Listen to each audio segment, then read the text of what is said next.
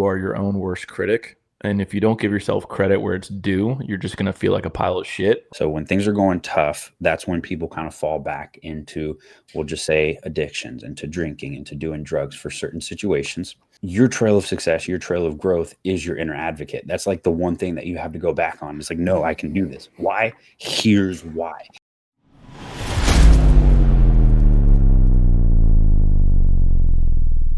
Today, you mentioned something that I think would be a nice conversation, something to reflect on. Honestly, something personally that I need, because I think as individuals, we are definitely too hard on ourselves. I know that I am personally, and there is something that I genuinely forget to do, but I know subconsciously, like I know, but I really do forget to set time apart and sit back and reflect on the path in life that we've gone through and how we've changed, how we've grown as individuals. It's literally the last thing you said before we started recording, and I wanted to leave it that way, very, very specifically, because it's something that I conceptually understand, and based on how I've been feeling lately, it's one of those things that I literally just kind of like need to go back and just be like, yeah, you're good, bro. Like you're actually making progress comparatively speaking to where you were in the past.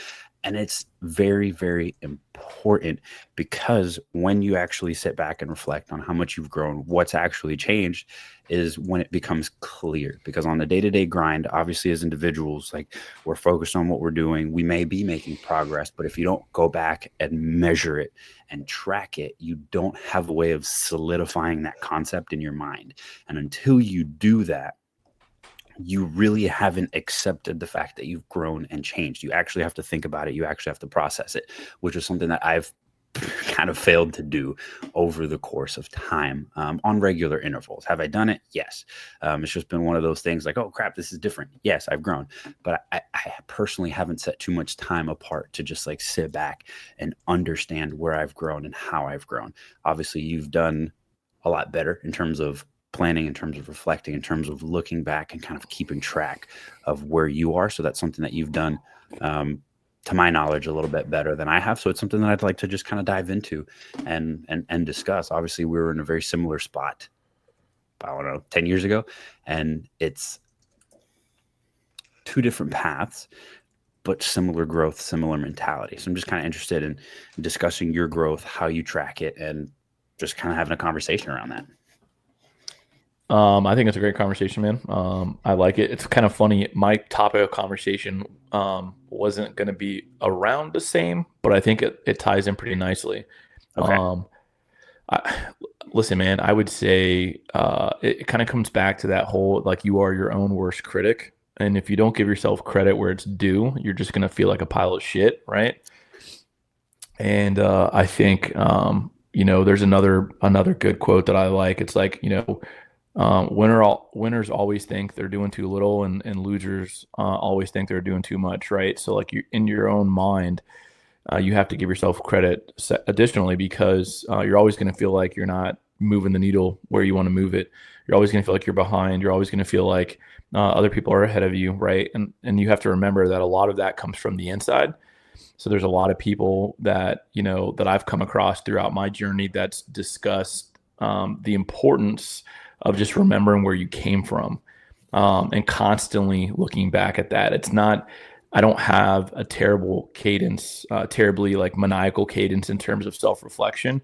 Rather, when I feel, either A, down on myself, B, like I'm not doing enough, that's what I think about, right? When I get those type of feelings, it's almost like my defense mechanism just kind of like pops up, or like my antivirus kind of pops in my brain when I start to have that type of train of thought, because it produces a lot of negative energy. And I think it's hard to get out of those funks, man.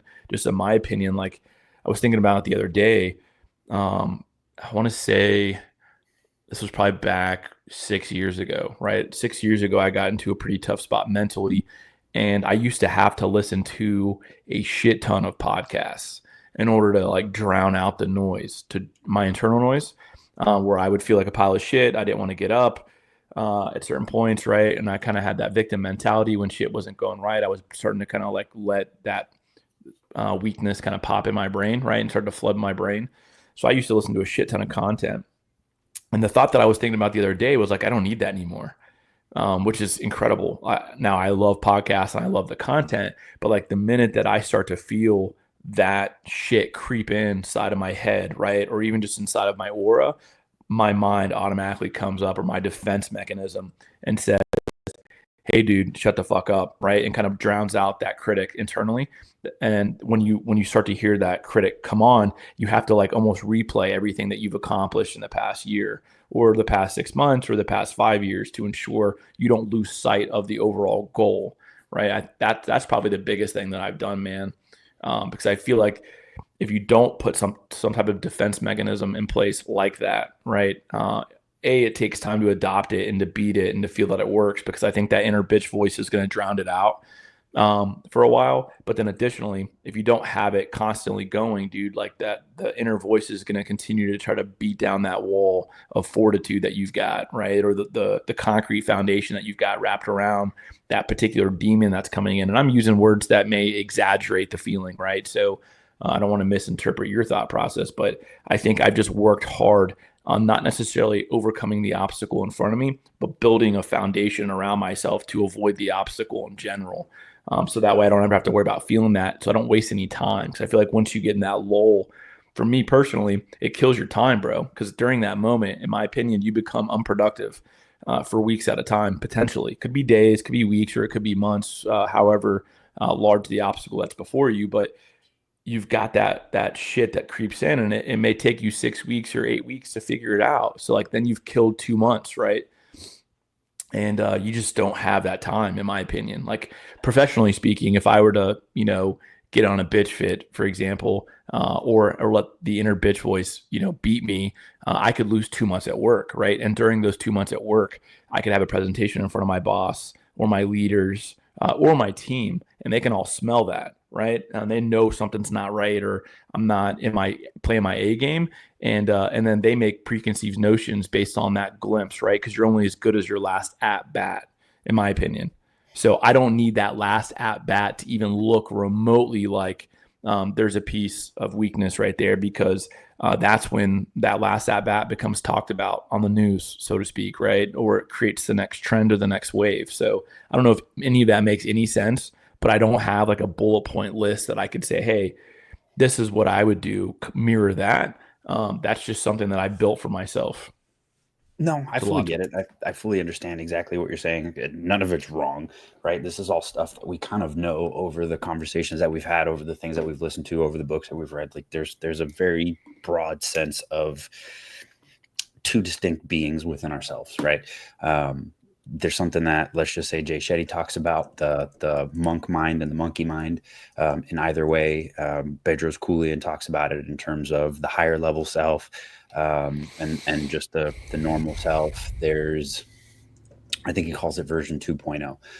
There's a concept within us in terms of the self advocate, or I don't know. There's another word for it that I can't think of right now. But those two things, the words that you're using, all of that makes perfect sense. It doesn't matter how you describe it; it is kind of very similar. One of the things that I wrote down, and me personally, and just kind of being upfront and honest with it, is like that catering to those inner voices is very interesting, right? Because there are times in life throughout the course of, as we go on, that you listen to the voice of benefit, and there's some times in life where you listen to the inner bitch, right? It just is what it is. And you're not wrong about getting derailed over the course of days, weeks, months, and sometimes it's even years. But one of the things that I think personally that I need to work on is training those inner voices, right? Because depending on what it is, one of the things that I heard the other day was like, when you're in a hard spot, you default to habits, right? Whatever your habits are, you essentially put yourself in a certain mental state. So when things are going tough, that's when people kind of fall back into, we'll just say, addictions, into drinking, into doing drugs for certain situations. And being stressed, being in a environment where you're not thinking about growth, or you don't have that trail of success that you kind of reflect back on may put you in that spot for that inner bitch. And that's when that person comes out. That's when those thoughts kind of come in. And it's a very small thing, just like building any habit, man. It's like you stop drinking for, let's say, a year, and then you have one sip. And then all of a sudden, a week later, you have another. And then all of a sudden, 3 days later, you have another. And that year that you built without it is essentially like gone in a matter of just like moments. So it's a matter of like self-defense and being able to remind yourself of whatever that growth is. And I think that's one of the stronger voices, one of the stronger positive voices that we have, is our accomplishment, is reflecting on that growth. And like I said, I don't know if I said it while we were recording, but that's one of the things that I personally need to kind of go back on, because that your trail of success, your trail of growth is your inner advocate. That's like the one thing that you have to go back on. It's like, no, I can do this. Why? Here's why. Like a lot of the times that is our proof to ourselves. And to be honest, I don't think I've been doing the greatest job at it. I think the last bullet point that you made reference to, I think was powerful for me, and I just wrote down, from a reflection piece, man. Like when you think about your progress overall, I think the why behind that, and I could be wrong, right? But I'll just tell you what kind of like awoke when you said that, was like, you're not as far as what you think you should be, right? Which can translate into a form of burnout. And it doesn't necessarily mean burnout as in the process, right? Because you're still in love with the journey, you're still in love with the end goal. However, I think to your point, when you said habits and discipline, right? And then you made the last comment, it comes down to like, when you lay out your goals, are they happening in the timeline that you imagined? And if they're not, that's when that inner voice is going to tell you that you're burnt out, right? Or you're stressed out, or you're just, you're feeling lethargic, so to speak, right? Where your energy levels are just down. So whether that's physically, mentally, or just in your soul, whichever bullet point applies to you. And I think, some of the outside static noise that gets in that way, man, is like when you start talking to other people and you start internally comparing yourself to where and what you've accomplished. And if you're not that far along, I don't know if that makes sense, but for me, that's what I start to like, when I lose those daily habits and I come across that Instagram feed or something that normally I'll follow Instagram or YouTube, right? And I try to create my algorithm to just have a little bit of things that I like motorcycles, cars, stuff like that. So I can still kind of relax, but also build the algorithm to discuss like discipline, motivation, mentally, physically, whatever it is, right? So that way I'm not looking at content that's stupid. Yeah. Occasionally I'll look at some funny dog videos, right? Like that's just what you do. But I try to build that so I'm not doing that as frequently. But the moment that I have that feeling, sometimes I can link it back to, I'm comparing myself to somebody else's goal and I'm not where I'm at because I saw somebody younger than me or somebody achieve something faster than what I thought. And what I don't realize is that the person at the end of that video is just making a video. It's not necessarily real. It's a show. It's a facade, right? But my inner weakness says, "Oh, you didn't do what you wanted to do this year. You're not where you should be. You didn't win as many games as you should have." Not realizing that the entire year has been about the obstacle, and what I went through during those obstacles is defining me, right? And this is the reason why I say the conversation that we're having right now is fucking phenomenal. So I came across something the other day, and I've come across this one other time, but I didn't make it as important until a couple of days ago. And it's the man in the arena by Theodore Roosevelt, right? Have you heard that quote? I have not. All right, so I'm gonna read it real fast because I actually wanted to read this and not fuck it up. So, it is not the critic who counts, not the man who paints out how the strong man stumbles, or the doer of deeds could have done them better.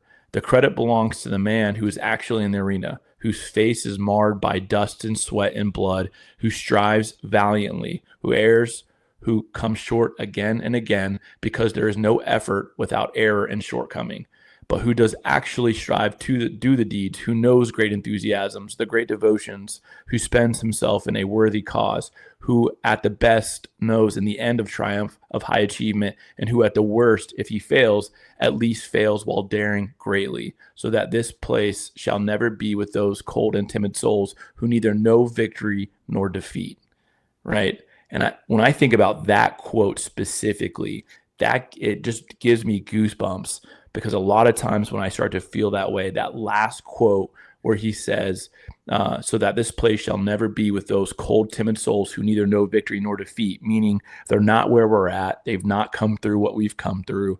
And we're the ones actually putting forth effort, right? While other people could be pointing, fingers and saying, you should be here. Should I have done this differently? Maybe you shouldn't even try this or attempt this, right? So when I really think about that, man, like, you are your worst critic, and you have to remember, regardless of the process of where you're at, regardless of the feelings, the shortcomings, the loss, so to speak, right? That you're doing exactly what you should be doing, and you're actually in the fucking arena.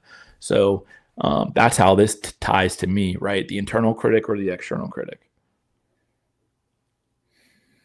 So I have a couple of points that I've written down. They're all going to be somewhat different because they were at different points in the conversation. And this is for me in general. And I don't know why this happened. I don't have a rhyme or reason for it, for what I'm about to say, but it's turned out to be true. And I'm going to run with it probably for the rest of my life because it works. The word stress, I don't use it. I don't talk about it. I don't think about it. It's not something that I put myself into. I don't think I've ever felt stressed. It's just something that I don't do, period. Right? Obviously, there are moments of overwhelm. Obviously, there are moments of doubt. Obviously, there are moments of requiring you to step up. I don't ever call those stressed. Also, the word anxiety, I don't use that either, right? I don't know why. I really don't. I don't have a reason for it. It's just something that I've personally never just thought of, right? I've never associated myself with that word, and I don't know why. That's just a comment that I wanted to make. There's nothing behind it besides that. But the other thing is, when you come to comparing yourself to other people, obviously we all do it. It's a different world than it was 30, 40 years ago. One of the things that I kind of go back to, and it's easier to do now than it was 5 or 10 years ago, where everything wasn't as obviously fake as you mentioned it. But one of the things that I always find myself thinking is, what have they done that I haven't? So when I find myself comparing, I always try to bring it home and nail it. It's because of something, right? There's something that person's done in one way, shape, or form, or their environment that they've been in, or whether it just be one of those things that it was an opportunity presented to them. It is what it is, but something has happened that hasn't happened to me. They've done something, they've achieved something, and I always try to nail it home with that, me personally, right? Whether that ends the thought or whether that continues the thought in terms of, now what do I have to do? Those are two very different things. But one of those things is, when I find myself in that point of comparison, what have they done that I haven't? That usually nails it home. And there's always usually an answer there that's obvious that you don't think about when you just ask the question, until you dig in any further. The man in the arena, this quote that you just discussed, is beautiful, because the other day I was watching something. I don't remember. Yeah, I don't really remember what it was. But either way, the thought is this. When you watch a movie and you see the success of someone, let's just say, I don't know, a fighter or an athlete in some way, shape, or form, the moments of growth are dramatized in a movie because of the fact that it's a movie. But in reality, those moments of success, those moments of grind, are usually those in which no one's there. Those are the moments of battling. Those are the moments of yourself. Like when you're sitting there with yourself and you tell yourself, I got to keep going. And there's no one around. There's no one to coach you. There's no one to push you. That is the equivalent of that, like, montage, that 30-second montage, that minute montage of I don't know, a boxer just like training nonstop before a fight, or a runner going back and practicing day in and day out, right? In a movie, you see that as a 30-second clip with music and drama. But in reality, in life, that's a very slow moment. That's a very slow day. That's pain and soreness from the previous day of just kind of keep on going. So in that battle in the arena, from your quote, it is really, those are moments of solitude. Those are moments to yourself. Those are the moments of grind that that people don't talk about. But that's actually where all of that happens. And it's very interesting. I think I was watching The Voice with Mita the other day, and Michael Bublé is a coach, and there was somebody else, some other artist, and he just made a comment about their journey, about living, I think it was in Nashville for like 10 years and then finally getting signed. And he was like, oh yeah, you're also that 10-year overnight success as well. Well, those 10 years were those moments for that person. And that's something that we don't see, right? You just see the big flashy moment at the end. But in reality, there's been reps, there's been times of just solitude, there's been times of despair, there's been times of motivation, there's been times of literally every single emotion. And people usually push past that. So it's interesting because I feel like that's kind of a spot that I'm in right now, in terms of like me and that slow grind and like the fucking I need to keep going, I need to keep going, I need to keep going. But you forget about it. Like when you're there, it's one of those things that it's kind of hard to sit back and reflect on. So us having this conversation definitely helps. I mean, it's a beautiful thing because it puts me in a spot to be able to actually think about that and push it forward. But genuinely, I think over the course of the last couple of days, like that's where I'm at. And I just haven't had the fucking internal voice to kind of say, hey, keep it pushing, homie. I think it's natural, dude. Regardless, right? So, like, if you're out there listening, and you really think about it. I just think that I just go back to the unrealistic expectations of one's self. Like, it's a fucking journey. It's a marathon, not a sprint. And I think far too often when you hear other people and what they've gone through and their success, that we don't realize that 10-year overnight success quote, right? But then I think what's funny is that I think we talked about this in the last episode that we recorded, right? The last conversation we had in regards to like Tony Robbins, and I think the comment that I made was somewhere along the lines of it's people like Tony Robbins or Jocko Willink or David Goggins who we seek for such great counsel and inspiration. However, the success that they have commercially doesn't just become an overnight success and they don't stop working at it. That means those fuckers are battling the same demons that we're battling. The only difference between them and us is that they've built the framework or the foundation that locks the demons away, right? David Goggins uses the mentality that you have to cage the demons and build a wall around them, right? Like, and it happens over time. And if I'm trying to paint a picture for those out there listening, like you've got a demon in a cage, right? The old pirate cage for the parrot, it's verbally, it's open, the demon's trapped, but you can still hear the parrot talk, right? And then you've got to put brick by brick around it, right? And then after the bricks, you've got to soundproof it because you can still hear through the bricks, right? Then you put another layer and then you put another layer, right? And that happens over time. And you essentially, what he refers to in his content a lot is that you callous the mind. You build calluses on your fingers when you play guitar. When you work with your hands, you've got to put a callus around the demons in your mind so that way they don't win. And then eventually all you're going to hear is that faint knock. And you're still going to hear it. And because it becomes so quiet in your mind sometimes, and I would just refer to it as like stillness, you still hear that tapping noise. You're always going to hear it.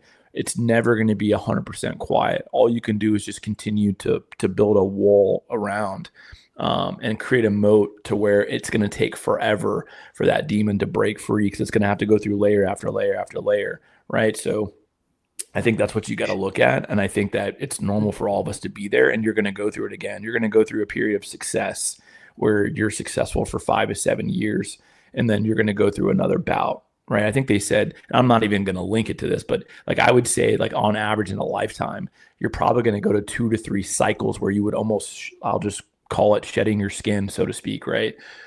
Where you're going to feel this way.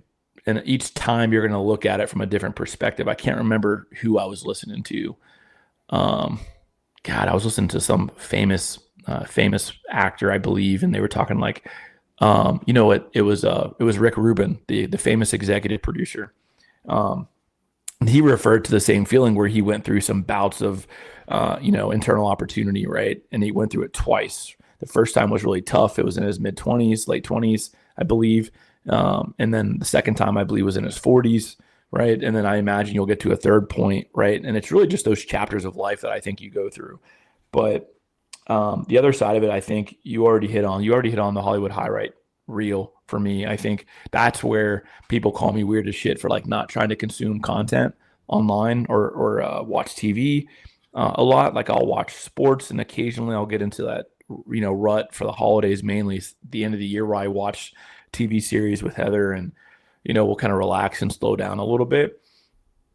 But I think the more that you watch that glorified drama filled content because they're trying to take a story and tell it within 2 hours, the more you become victim to those feelings because that's where it's not the people that you're comparing yourself to externally, like those that it's the content that you're watching in a fucking TV show or a movie, right? Because your brain cannot tell the difference between that content in real life. It just sees that image downloaded in your head. And if you associate yourself with the character and what you're watching, you're going to take on those feelings, whether you like it or not, whether you think so or not, right, wrong, or indifferent. Like you could say it's an opinion, though. I know that if you consume as much content, you're going to start to slowly allow your brain to be infiltrated by that TV series or that movie, right? And it's going to make you feel something.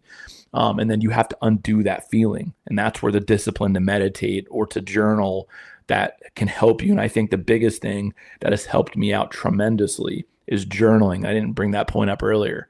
So I journal a lot to put feelings down, and that allows me to take it out, right, and put it on paper, but I'm like removing it from me. I think that helps tremendously. And I think the last point that I want to make on your content was I think you're 100% right from a stress perspective. I don't like using that word, but it's adopted in modern culture, so I say it incorrectly. But there was a quote by Simon Sinek, right? And I'm a huge fan of his. He's got a lot of good content out there too, if you ever want to look him up from a leadership perspective. But, he talks about, working hard for something we don't care about is called stress. Working hard for something we love is called passion, right? So for me, whether you're working for the man or not, I think you have to make sure that what you're doing is impacting your end goals, right? Whether you're doing the job that you want to do specifically, or you can find some solace in what you're doing and how it ties into your end goal, it removes the stress. I think those feelings of anxiousness are necessary because that's the only way that you grow. You don't grow when you're winning. You only grow when you're losing. And when do you stress out the most, quote unquote, if you wanted to use the modern day term for it, it's when you're losing. So when you're losing in life or you're tying a lot, so to speak, and you're not scoring, you're going to feel those feelings of failure. And you have to make sure that you don't associate yourself with the word stress. Because Heather and I have this debate all the time. She always tells me that I'm stressed out or anything like that. I'm like, no. I think stress is when you don't like something and you're just stressed out. 40 hours a week, you're working for something that you haven't loved, or you're unable to associate yourself with the end goal game. I know when I'm stressed out, quote unquote, to her account, I'm losing. I'm failing at something, and failure is okay. I've told myself that over and over again for 10 years. So failure is okay. It's the only way that I learn, what I'm capable of. It's not when I win. So I don't call it stress. I just go back to that passion of the craft that I'm in and trying to be the best. And that allows me to think a little bit differently. So I totally agree with your comment on stress.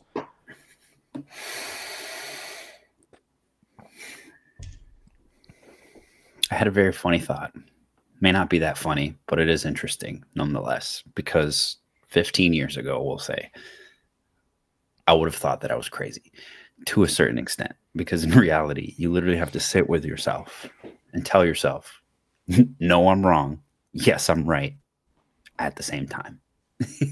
Because there's a part of you that's always going to have, let's just say that that brick wall has been there. It's may not be there yet. So you still may hear that voice, and you have to have the ability to tell yourself that, no, that's wrong. That's not what you want to achieve. That's not what you want to listen to. All that voice of doubt within ourselves, if it's not yet silenced, you have to be able to tell it no. But you also have to be able to tell yourself yes at the same time, from the opposite frame of mind of, yes, I'm going to achieve. Yes, I'm going to move forward. So it's a very interesting thought to agree and disagree with yourself all at the same time, and have to be able to manage that masterfully as you kind of go through life. One of the things that I've realized just over time, and this is kind of ties back to actual growth, is how hard it is at first and how simple it becomes. Not how simple it becomes, but how trained it becomes over the course of time. It's just like a rep in baseball, right? It's just like a rep in anything else. You have to be able to do it, and you have to be able to subconsciously do it. And you have to find a point of focus to be able to tell yourself, no, this is not what I want. Yes, this is what I want, all at the same time. And it does get easier over time. It's one of those things that has gotten easier over time for me, even when I specifically don't focus on it.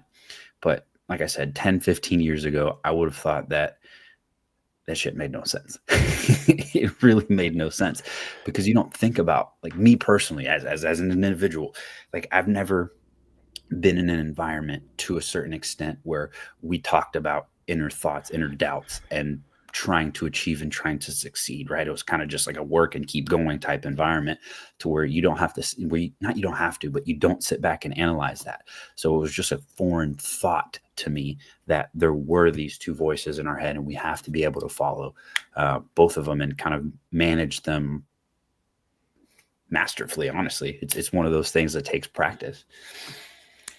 Dude, there's something that comes to my thought, and again, this is what struck a moment inside me versus where you may have been going with this. But there's two things that I've learned over time that I think are powerful, and I finally feel like I've earned the gray in my beard. I think number one, it's happiness is a temporary feeling, right? And I think all too often we are gravitating towards that feeling of happiness as if we should be feeling it more often. But in, joy, right? Finding joy in the process, that's where you should be at in life, right? That's the necessary feeling that I think, you have to fall in love with failure and adversity and the obstacles. You have to fall in love with the darkness, so to speak.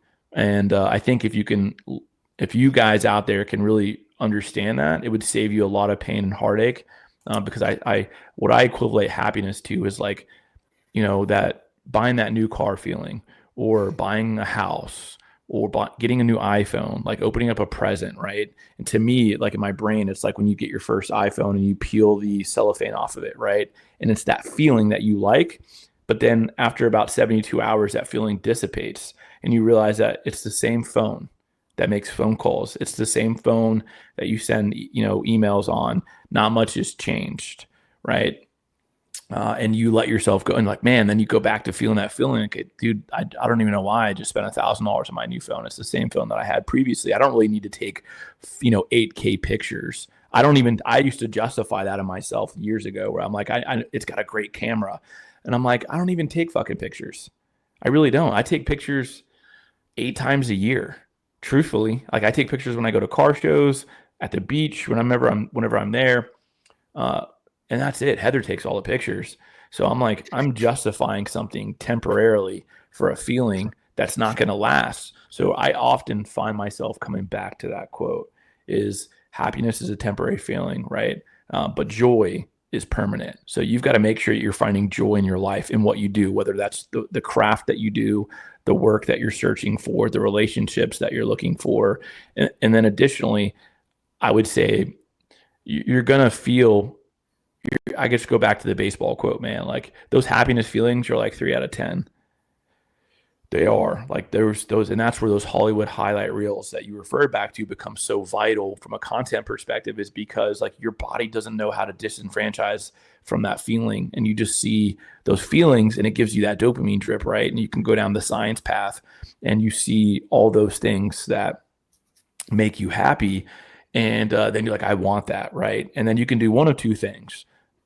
You can chase the want, right, and find a way to get there. Or the second thing is you find the ability to turn that off and just find the gratitude from where you're at right now. And if those things happen, great. If they don't, like, it's not going to impact your quality of life. And I think that's the second bullet point, is just the quality of life. I feel like we have an unrealistic expectation for. It doesn't necessarily mean that we can't stay aggressive on goals, right? And I think that's what people get confused on Stoicism. And Stoicism has like a more of a present moment. And this is something that I've been struggling with, is, just be happy with the present, right? And if you're wealthy, fantastic. But if you're not, there's still something to be grateful for in terms of your health. You can walk. You're not living in a third world country. you're not doing A, B, or C. Like there's a lot to find gratitude for, man, and that you've got to really make sure that you're not psyching yourself out. Honestly, I don't have much more after that. I think that pretty much covers it for today. As far as me, honestly, just wanted to sit back, talk about growth. That was very interesting conversation. It's not much. I don't have too much today. Honestly, this is one of those moments in my life, I guess, where I just have to sit back and reflect and put myself back on the course that I feel like I need to be on. It's been an interesting couple of weeks, and to be honest, I need to sit back and reflect personally. This is just kind of me and you, but I don't know, conversation that I needed to have, conversation that I need to think about and put myself in a different mind state. Just look at yourself as the man in the arena. I'm being corny as fuck, right? You know, I am corny. I always will be, but you got to look at yourself, build the arena in your brain, look at the adversity and then, you know, I would envision like all the obstacles that you've overcome. Or the enemies, right, that have been slain, right, or the demons that have been slain. I think you got to give yourself credit. I think you got to look at it differently, but I think it's a good time of year to do it personally, because I think all of us should be reflecting this point, just to make sure that where you want to be at is good. And in your actions, I also wrote down another comment, and you don't have to put this in the conversation, but it just goes back to the Bedros conversations, and he just talks about, are the decisions you're making congruent with the man that you want to be, right? Or the woman that you want to be? Are they congruent? Because I think, you know, sometimes people make such unrealistic expectations. And then when you start to go back on some of those habits that you've created, you start to feel really bad, or you start to feel guilty for the decisions that you're making. And I don't think there's anything wrong with anything that you're doing right now, man. I just think you need to stop putting unrealistic expectations on yourself to a degree, right? And the comment that I make towards that is like, when you start to watch other people and their success and you look up to them, whether it's, you know, an athlete, an influencer, an actor, a business mogul, whatever it is, you often try to build a rhythm that is theirs. Like, hey, you got to wake up by a certain time, or you can't drink, or you can't smoke pot, or whatever the conversation is that you use. You're like, I can't do that, otherwise I'm not going to be the human being that I want to be. And the minute that you have a drink, or the minute that you eat a donut that is out of character for you, of this whoever you're trying to build, you just feel like a pile of crap. And like, there's no reason to say, hey, that if you eat one donut today and you haven't had one for 12 months, and then maybe tomorrow you eat another, that is true as well. And you can lose your discipline on that, but you also can't beat the shit out of yourself for like, hey, dude, I've been working for 12 fucking months. I'm going to have a piece of pie or a donut, or I'm going to have a lazy day. It's okay. You just need to wake back up tomorrow and just make sure that you're still building those habits, right? It's a process, and the process is different for all of us, and each one of us has a different level of motivation contingent upon what we're searching for. So I think if it goes back to that fucking word, expectations, man, you got to go back on it and just figure out where you want to compromise and where you're unwilling to compromise, and make sure you lay that as if you were looking at yourself as that actor or that influencer, and you're telling your own story. To ensure that, hey, because when I read all the books that I've read, another thing that I've learned is like each one of them has their level of disciplines, and their willingness, right? I've read shit about Phil Knight, and he, you know, when he was young in Nike, and he wasn't as organized as somebody like a Steve Jobs, or somebody else, right? Each one of them has their own characteristics to be successful, and so do you. So don't compare yourself to somebody else, because often it's only going to allow you to point out the flaws in which you're not sticking to your rhythm or your regiment. But just envision yourself as if you are that influencer for yourself, and you're writing your own story, and whatever makes it work for you is what's going to make it work for you, as long as it is congruent with who you want to be as a person. You can't end that off any better than that, bro. Bam.